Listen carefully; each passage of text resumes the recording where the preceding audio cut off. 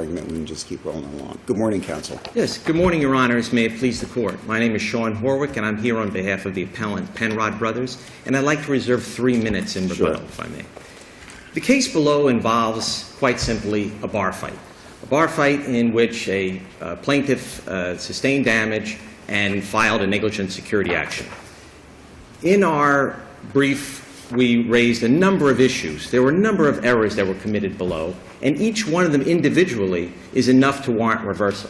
However, I'd like to focus specifically on 3 core issues in areas of error where it requires reversal in this case.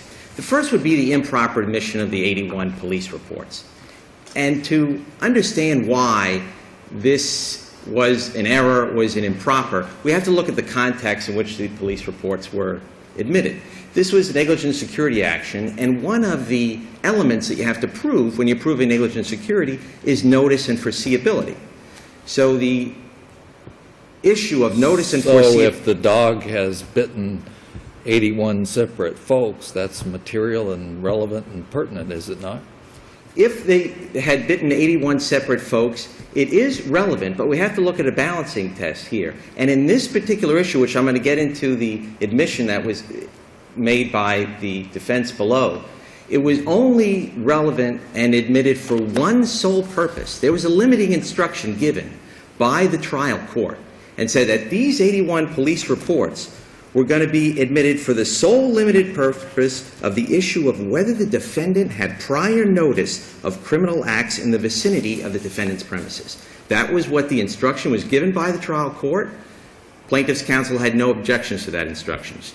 Now, prior to the trial, defense counsel below gave an admission and admitted a very specific admission stating, based on the number and nature of the prior crimes at Club Nicky and the surrounding area, the assault was reasonably foreseeable. So it's no different than admitting liability in a rear-end collision case. There was an admission of that particular element. There was no need to prove the element of notice and foreseeability. So at that point, there was no... Except that was a very sterile admission compared to what he should have known on the basis of the 81 police reports. The plaintiff is not required to accept the stipulation that the defendant was on notice of the criminal activity. However, Your Honor, what's different in why this analysis and why the error should be clear here is we have to look at the context of the limiting instruction. The court already made a determination that those police reports were only to be considered by this jury on the issue of notice. So any other issues about level of security, that's not a proper review. So that's why when you are admitting to that one element, there is no longer relevancy. But I guess the question is, how strong was the notice? I mean, there may have been 1 or 2 incidents, and, the individual is on notice that there are problems. If there are 81 incidents, the individual should really be on notice that something needs to be done to provide better security. Is that the case? Well, when you're trying to link the notice, first of all, with the 81 police reports, let me explain why it's so prejudicial. You have 81 reports, and we're calling them police reports because they're reports of all different incidents in which police that are outside stationed in the area, this is One Ocean Drive in South Beach, all various different types of events. Did you ask the court to conduct a 403 analysis? Well, that's it. Did you ask the court, though? The court should have conducted a 403. Did you ask the court to do that? Yes. It was a motion in limine, specifically, and that was addressed below. And the court disregarded and said, I'm going to allow them in. And then trying to correct it, the court gives this limiting instruction. But which shows how strange and how ineffectual it is when you have an admission of that very issue. The trial court is saying, okay, jury, go ahead and look at this issue, even though it's been admitted by the defense below. And they're on a 403 balancing test, the probative value is substantially outweighed. Because you're looking at 81 police reports chock full of hearsay, ineffective. How about your second core point? So we yes, hear yes, your Your second Honor. and third That's right, Your Honor. On the second point would be the issue of the missing witness inference. There was a negative missing witness inference made by the plaintiff in the rebuttal closing. And in that rebuttal closing, was talking specifically about mentioned 29 witnesses, employees of the club Nikki Beach, and that they weren't there. And he stated as stated in our briefs, I wonder where the 29 witnesses who would support that were and why none of them were in court. Don't you have a little bit of a problem with that argument from the standpoint, my understanding is that it was also stated in closing, I think, by the defense, we could have brought in 30 more witnesses and kept you guys here for months. We didn't need to do that. So didn't that kind of open the door for them to say, well, where are the other 29 and why aren't they here? It didn't open the door, and I'll explain why, Your Honors. That was a general, at the time of the closing, the defense presentation was a shorter presentation than the plaintiff's. And all the trial counsel was saying is that there's enough evidence in front of you to render a verdict. There was no mention about Mr. Burt or linking these witnesses as employees. There were so many different witnesses that could have been called in this case. But you've invited a response. Why shouldn't they be able to respond to that? There was a portion of the response. And the response that was proper, it says there was a proper response where the plaintiff's counsel said 30 witnesses saying that's not enough. And that when he stated that's not enough, that was okay. But he crossed the line when he made the negative inference to the jury to suggest that the defense was hiding evidence. That is improper. And under the Lauder case, when you're trying to do that, one, you'd have to ask for permission to make such a negative inference. And two, it would only be granted if the witnesses that he's talking about are witnesses that were in peculiar and specific control of the defense. But did Lauder include the factual situation that you have here, that in fact a comment was made by opposing counsel in closing? It did not include that situation. The Lauder is a little bit different. So, I mean, the factual situation isn't quite the same. Can you point me to a case that has this type of factual situation involved in it? You're not going to find the cases that we're stating here and Lauder. Right. It's not going to find a factual situation which there's a mention of witnesses. Right. Just because it's a very sterile comment that was made by defense counsel because it's not linked to stating that there are going to be other witnesses brought specifically to corroborate. Now, we have to look at the statement. No. I disagree with you because I think when you make a statement like we could have brought in 30 more witnesses and kept you guys here for months, we didn't need to do that. It infers that you've got 30 other witnesses that are going to support your theory of the case, and you chose not to bring them in. It's not a sterile comment at all. I don't consider that to be a sterile comment, as you're saying. I understand your argument, but I just don't think that's a sterile comment. Well, Your Honor, and I can see if we're going to say that you believe that comment was sufficient to open the door, which we contend it wouldn't be because there's a specific negative inference which was made by the plaintiff in his rebuttal closing. We have to look at the cumulative effect of all these errors. So even if you don't accept the missing witness inference, we have to look at the cumulative effect, and we have to, I think, go to the closing arguments. Right. And when we look at the closing argument, I want to direct your court's attention to what happened in the recent case of McDuffie v. Uribe and Carnival v. Pajares, in which you say you have to look at cumulative effect and not look at everything individually. At the plaintiff's rebuttal closing, which was mentioned in Chin v. Siafa, as that when it's the rebuttal closing, it's the last thing that's heard by the jury. There's not an opportunity for the defense to come back. It started out with a comment, you're here to render a verdict that you can be proud of, one that will last forever. An objection was made, and it's so obvious that saying a verdict will last forever, what could be other meaning than to send a message with a verdict? There's no other meaning. And when you look at the whole rebuttal closing, we're talking about something less than 2 minutes here. The powerful nature of all these, it was all a theme of you have to punish Penrod. You have to punish Penrod. It goes from verdict lasts forever. The next statement, I can't ask you to scar Penrod's face, but in the Bible, there was an eye for an eye, a tooth for a tooth. So here we are. Was an objection made to that? The objection to the comments after lasts forever and render a verdict to be proud of was made at a supplemental time. And I call it supplemental. What do you mean supplemental? What I mean is later on at the end of the closing, the counsel for the defense made a statement, I have motion, and made a motion for mistrial and objection to all of the comments included in the end of the rebuttal. Would that be considered a contemporaneous motion? Yes, if you look at recently in the Garbutt-LaFerner case, stated that even at the end of a closing, it could still be considered contemporaneous. But I want you to have to focus on the language here, because even if this court didn't find that it was contemporaneous, the messages communicated and the obliteration of the proof that's necessary in this case, you can see in the last bit of the closing. First, you were telling the jury, you have to look at divine law. You have to get justice for my Excuse me, client. was the objection made at the end of the closing made while the jury was still in the courtroom? Yes, as a matter of fact, the jury was just about to get up and go to the jury room. It was made right at the close, and you can see from the transcript, which we referred to in the brief, even at the time of the motion, the objections were made, counsel for the plaintiff was talking about an index and had some amendments they wanted to do to the index for the exhibits that were going to go into the jury room. But if you look at the last thing that's stated... All right, let me get it straight Yes. as far as the timeline on Yes. this. So, at the end of argument, was it made right at the end of argument when counsel was sitting down? Was it made after jury instructions were read? When was it made?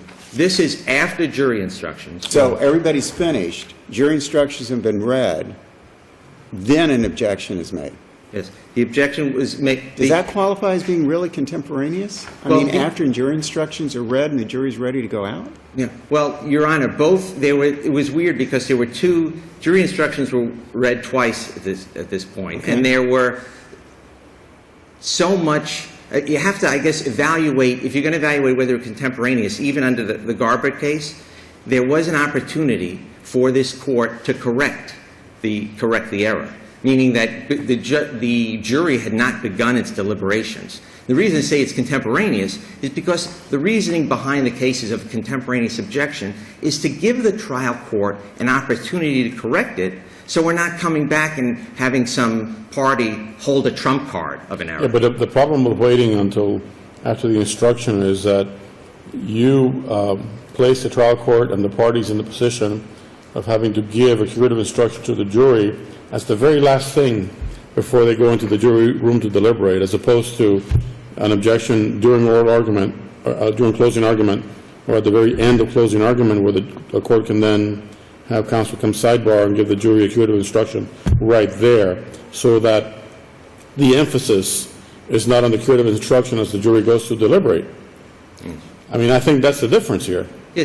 However, Your Honors, when you're evaluating, I think we have to look at it in the context of what was said in this closing. I understand we're looking at the timing, but maybe you have to look at the entire... Let's take out the contemporaneous objection. Yes. Exactly what harm, how does this harm the case, and exactly what harm is done? Exactly, Your Honors. This rises to the level of fundamental error. Right. And the reason I'll explain why it rises to fundamental error is because we have to see exactly what was stated. So you have him saying, in the Bible it was an eye for an eye and a tooth for a tooth. Telling this court, telling this jury, look at divine law. You have to punish these people, punish this club. Not punish the man who allegedly struck him, punish the defense. And then going into the Bible, and after speaking about the Bible, he comes in with a statement, I think, that exponentially it got more and more egregious. And this last one is the one that's most troubling. It said, on behalf of my client, thank you for your jury service. From the time I was retained to represent him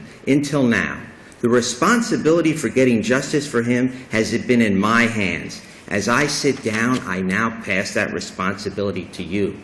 Obliterating the entire burden of proof, telling them, you owe an obligation, forget about golden rule. Remember, in this case, there was an order in limine, specifically for these type of golden rule send a message arguments. An order in limine because we anticipated that counsel might attempt this, and we didn't want to put trial counsel in the position of having to stand up there during the entire closing argument and alienating the jury and keep making objections and slowing things down. We wanted to try to prevent it, but it didn't work. And this one is particularly egregious because it's telling them you owe an obligation even greater than golden rule. It's not saying put you in the position of the plaintiff, put you in the position of the legal advocate for the plaintiff. I pass that responsibility to you. And it's not something that could be washed away. It's first he talks about justice, to get justice for my client. Everything is in a theme of punishing the client. He said, I can't ask you to scar the corporate face. I can't ask you to do this. That's planting the seed of punishment. And when you look at the context of all of the errors in here, rating from 81 police reports, chock full of hearsay, that highly prejudicial, even though it was admitted, and then the missing witness instruction that gives a negative inference during the rebuttal closing, and here we are again at the rebuttal closing, and the last thing this jury hears before it's going to go into that room and start deliberating is, I've got to follow, the Bible says I get an eye for an eye and justice. We have to get justice for him. We have to punish. I can't ask you to scar his face, but you're planting the seed and telling them to scar the face. Understand, counsel, we've taken you way Yes, over. yes, yes. But I'll let you have a minute or two for rebuttal. Okay, thank you, Thank you Your very Honor. much. Counsel?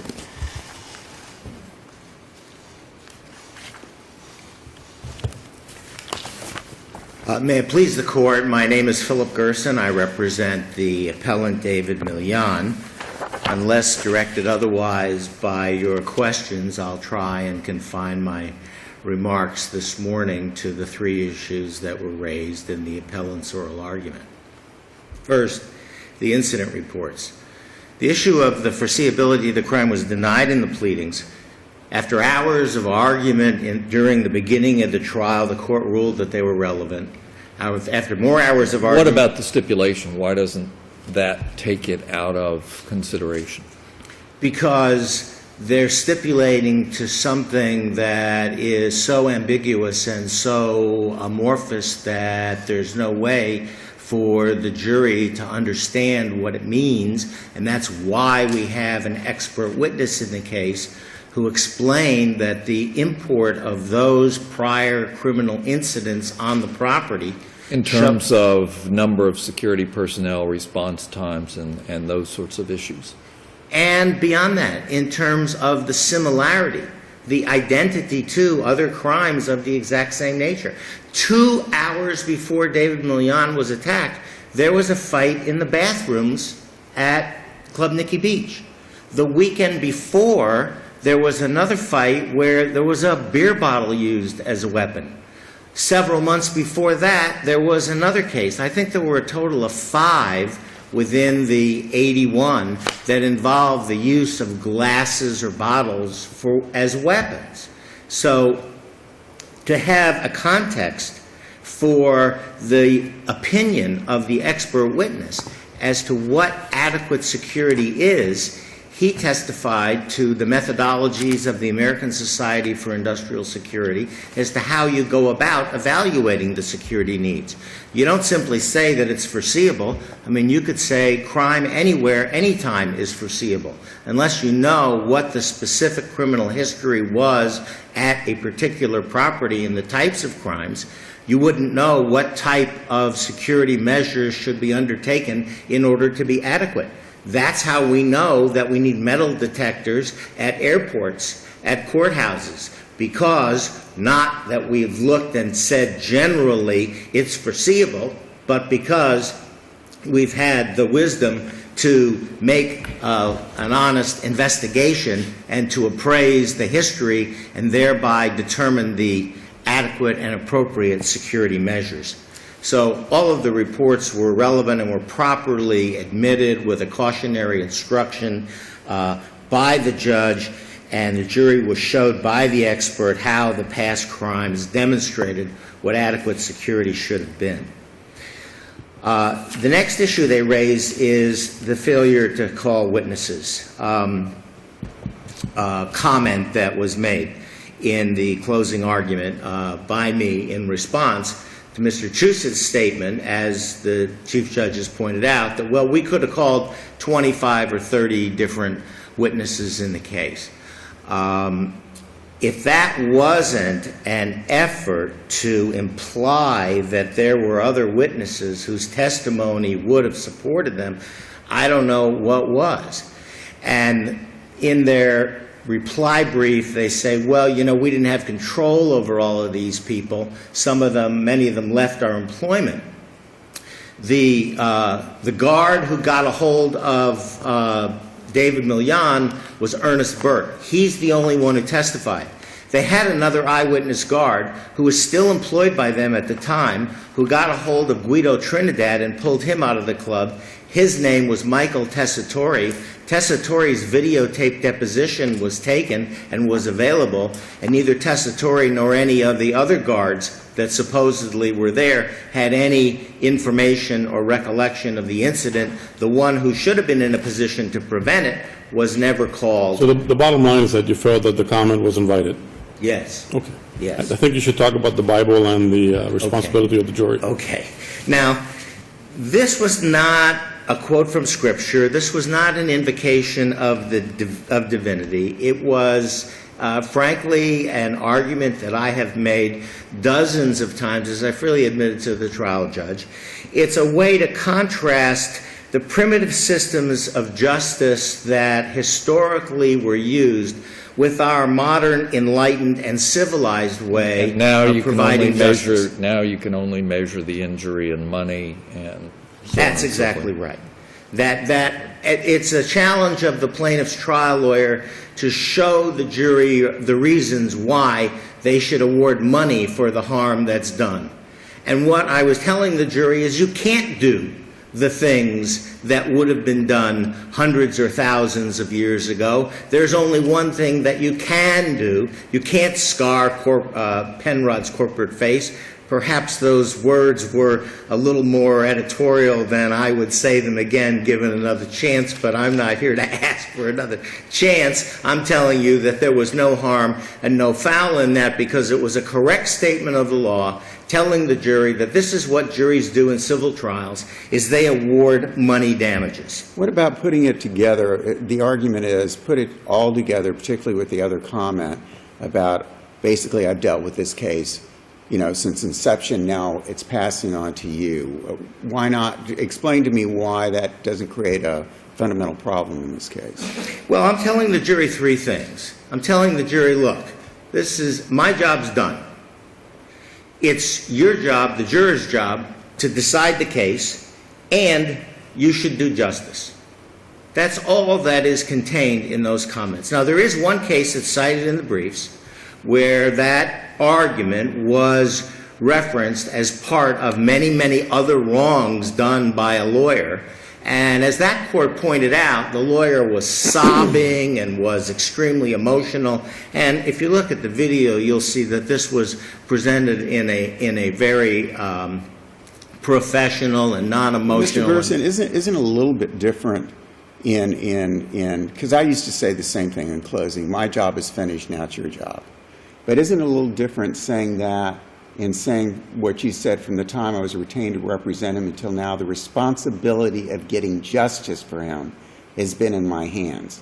I pass that responsibility on to you. Isn't that a little different? Doesn't that kind of cross over the line a little bit? It's been my job to do justice. I'm doing justice. Now I'm passing the job on of doing justice to you. Doesn't that infer I protected his rights, I've done everything I can, he deserves the money, and I'm passing that on to you. Doesn't that kind of cross over a little bit? First of all, I don't do justice. I try and get justice for my clients. Well, but I'm talking about your comment in closing. I understand what you're saying, and I understand where you're coming from. I just have a little bit of a problem with the terminology that you use there. Isn't that what every jury is told to do? Well, when I Is to do justice? when I read the comment, what came to mind was the statement by the court that you're the finders of fact, and in effect, the court often says, we're passing this over to you.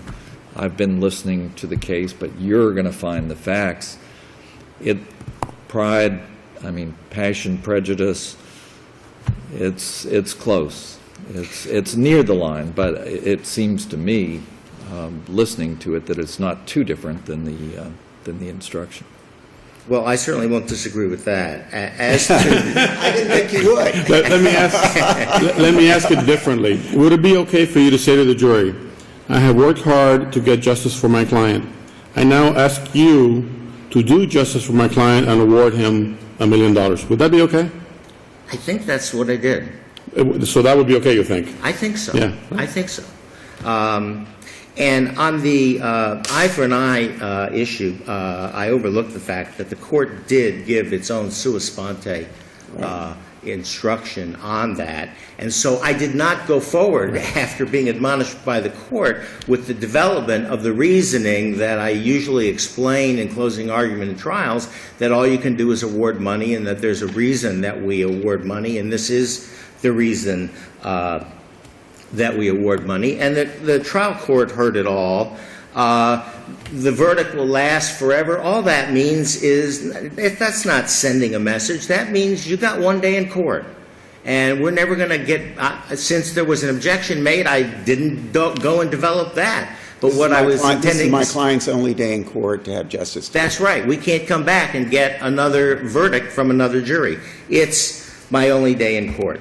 Now, we had a very hardworking and diligent trial judge. She spent a great deal of time overseeing this, what turned out to be a very contentious trial, extended post-trial arguments on the motion for new trial. No error has been demonstrated in this case, and the judgment should be affirmed. Thank you, counsel. Rebuttal? Your Honor, quite briefly. It's going to have to be real brief. Yes. We took you about 9 minutes over. Okay. Unless in your next oral argument you want to give us back some of that 9 minutes. Okay, quite briefly, Your Honor. First, just on the issue of the harm, I think that was addressed in trying to say no error. If you look at Walt Disney Blaylock case here, remember there was an award of future medicals, there was an award of past earnings, and a finding of 0%. This is all evidence of that there was harm. The court struck the entire order of future medicals in this case. That's evidence of why the punishment and the improper counsel's comments and admitting these police reports did cause harm. It's rare that you actually get to see harm. But here in this case, we actually do get to see harm. And the reason why we shouldn't be giving deference to this trial judge on the issue of the 81 police reports is because the trial judge herself said, I'm all over the place on this one. If I get reversed, I've already been reversed before, what the heck? The finer minds of the 3rd DCA will have to resolve this issue. And then they got us. And that's it. I don't know how that's going to work. And counsel just stated before that on the issue of these reports, you have to have the expert be able to evaluate it. The expert, the plaintiff's expert, did have the 81 police reports and was free to comment on them. We're talking about having those 81 police reports. What the error was is having them in the jury room for the jury to peruse 81 different reports.